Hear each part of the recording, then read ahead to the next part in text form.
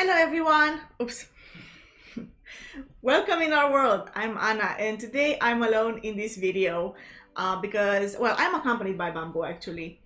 But Rick is not here with me because I want to talk to you a little bit about the progress of the first trimester of my pregnancy.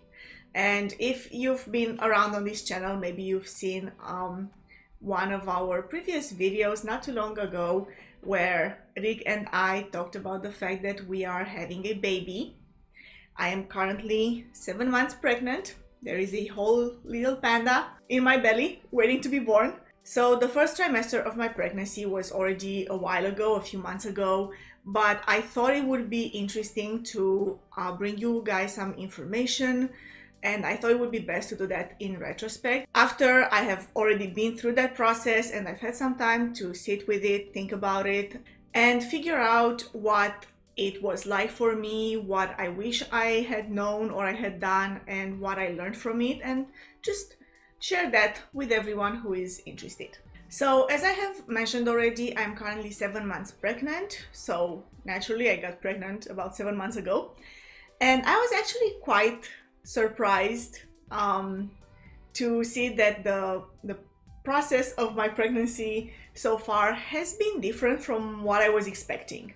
I guess I should mention that this is my first pregnancy, so I actually didn't have any prior experience, and all of my expectations came from either what other people have told me or from what the internet has told me. So there were certain things that I was kind of prepared for and didn't happen. And at the same time, there were other things that I had no idea could happen and they did happen and I wasn't prepared for it. And I guess it's normal to think that there are different kinds of pregnancies out there. Everybody experiences it differently. So that's why I thought that by sharing some of the experiences that I've had might actually be helpful. So first I want to talk about some of the most common symptoms of early pregnancy, especially like during the first trimester, because that's what we're going to be talking about today. And one of them is sickness, morning sickness, which I was surprised to have had none of, actually. I was convinced that every woman has at least a certain degree of morning sickness. And I personally haven't been sick even once during my 7 months of pregnancy so far, which I think is a good thing. I mean, it was good for me, obviously. I didn't have to go through that. But at the same time, it made me feel a little bit disconnected from the experience of being pregnant, because I feel like in the early pregnancy, you don't have a lot of indications of the fact that you're pregnant. And so I thought being sick would be like an obvious reminder, an everyday reminder of the fact that I'm pregnant, but I didn't have that. So it was a little bit strange, I have to say, but I'm not complaining. I mean, being sick and throwing up is not something that I was looking forward to. And I guess the second major symptom of pregnancy, especially of early pregnancy, that people are talking about are cravings, of which I also didn't have a lot, or I at least didn't experience them the way I thought they would happen, the cravings, right? Because while I did want to eat certain things at certain points in time, like, oh, I really feel like eating a fruit right now, or I really feel like eating soup right now, something like this, it was usually very general, very broad. I didn't wake up in the middle of the night thinking, I want strawberries, like something super specific, which I thought cravings would be like. I thought I would be looking for very specific tastes in my food, and that also it didn't really happen. They also weren't very pronounced, and if I couldn't for whatever reason satisfy a craving, it would just go away after a little while, or after eating something else. One thing that was very obvious to me was that despite the fact that I usually eat a lot of sweets, like chocolate and candies and cookies, especially during the first trimester of my pregnancy, I couldn't eat any of those things. Nothing that had processed sugar in it. It just, for some reason, felt very weird. The aftertaste of anything sugary was really, really bad. It also just like kind of made my stomach feel strange afterwards. And I personally took it as a sign of my body is just telling me that these things are not good and that it doesn't want them. So I didn't insist, but I was looking for that like sweet taste in fruits, especially. So I ate a lot of fruits during the first trimester of my pregnancy. And I also didn't really have the need or the desire to combine strange foods together, or like foods that don't really mesh together. I don't know, I've heard of like the typical pickles with chocolate or something like this. I didn't have any cravings for anything like that. So yeah, about the cravings, I think that my experience was much milder than what I was expecting to have.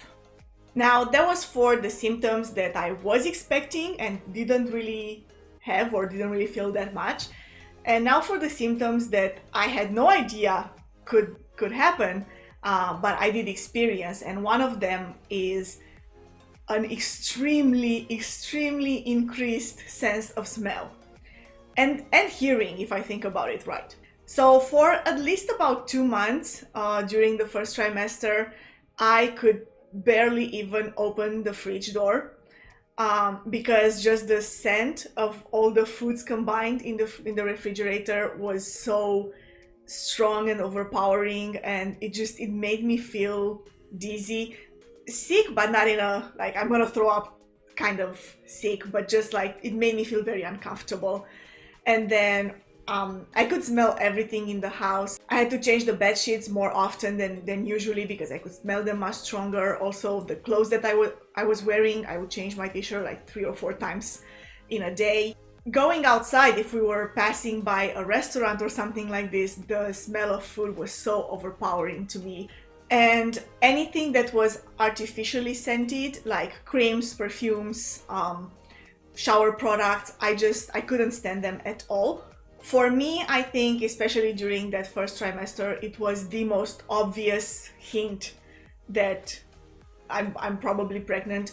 Once I found out that this is actually a symptom of pregnancy, because before it happened, I didn't know about it. And it was the same thing I was mentioning with the hearing. So noises and sounds that I normally wouldn't even pay attention to or wouldn't notice suddenly felt much louder, much closer, and it kind of like everything caught my attention.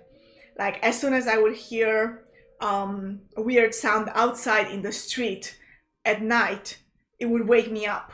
Or if I'm just at my desk working and I hear I don't know, a sound coming from a neighboring apartment or something like this, it would immediately it was almost like an alert signal. Everything was making me be very alert suddenly to make sure that nothing was going to happen too close to me. And it was a little bit bothersome because that does mean that I would wake up several times during the night every time a car was passing by or something like this, but eventually I got used to it. As for other symptoms that I did know were going to happen and I was expecting them and they did happen, I did gain a little bit of weight in the first trimester, although it wasn't really visible. I could feel it though, obviously. And I did start getting tired much quicker really early on. Even if I was just going for a walk in the park or something like this, I realized that situations in which I normally wouldn't get too tired were suddenly very tiring to me. So I had to start pacing myself and being careful, how far away do I wander from home so that I can make it back easily. But overall, I would say that my symptoms were very mild. I would say that I had a very easy pregnancy so far, but that did make me feel a little bit disconnected from the experience of being pregnant, especially in the first trimester when there really wasn't any baby bump or any movement, no other indication of the fact that I was pregnant. And while I was happy to know that I'm pregnant, and I knew it because I didn't have my period and I had done 2 pregnancy tests that told me that I am pregnant, but at the same time, I didn't really feel it that much on an everyday basis. And so it made me feel a little bit insecure about the idea of being pregnant at that point, because I thought, I see, I don't know, posts on the internet, on YouTube or other social media of women getting pregnant and talking about how wonderful the experience is and how happy they are and how positive they feel about it. And I didn't really have all of those feelings early on. I didn't feel connected with the idea of being pregnant, and so it made me feel like maybe that's wrong. Maybe there's something wrong with me. So I guess if I hadn't set all of these expectations of what my pregnancy would feel like or should feel like, I wouldn't have doubted my own feelings so much, because I was really happy at the idea of having a baby. I just wasn't really feeling like I actually was having a baby at that point. Another aspect of it is that here, where I live right now in Canada, doctor visits in the first trimester are not that many. I think during the first trimester, I've only been to the doctor twice, and I've had one ultrasound. And so after the first doctor visit, I really didn't feel very reassured, because the doctor basically just asked me to confirm that I've had a positive pregnancy test, and what was the last date of my period and all of that. And they didn't do it. I guess that makes sense, but they didn't do anything to reassure me that I actually am pregnant. So I didn't have much more confirmation from the doctor at that point. And I guess my perception of it was skewed because, I mean, if you watch any movie or any show in which a couple is getting pregnant, there's always a scene of a doctor confirming them or telling them, oh, congratulations, you are pregnant, because they do a blood test or something. And I thought something like that would happen, but then after that first doctor visit, I looked it up and I realized that most of the times they don't actually do a blood test unless there's some doubt or something unsure about the pregnancy. But in regular cases, they don't give you such a confirmation. And so the first time I actually had this kind of security within myself that I actually am pregnant and I actually am having a baby was when I did the ultrasound, which I was so excited about, of just the idea of being able to actually see my baby on the monitor, and I saw him moving, and the technician, as she was checking all of the parts of the baby, was also showing us, me and Rick, all of his body parts, like the fingers, the hands, the arms, the legs, the head, obviously, and everything else, but also like some organs that were visible. We saw the heart and the heart beating and everything else. And it just, in that moment, it came to life for me. And after that, I started to have this feeling of like extreme excitement and as I was saying, security with myself, that I actually am pregnant, I actually am having a baby, even if I don't see it, even if I don't feel it yet, it's there. Like I knew it was there, and it made me very happy. And it was an especially joyful moment because Rick was able to come with me into the room for the ultrasound. And we were a little bit worried about that, considering that I got pregnant during COVID and Rick was actually not able to accompany me for the regular doctor visits, but he was allowed to be there for the ultrasound, which was great because we both got to experiencing our baby on the monitor for the first time together, and it was a great feeling. And here I have the first baby photos from the first ultrasound. I'm not sure if you can see much. He's right here. Okay.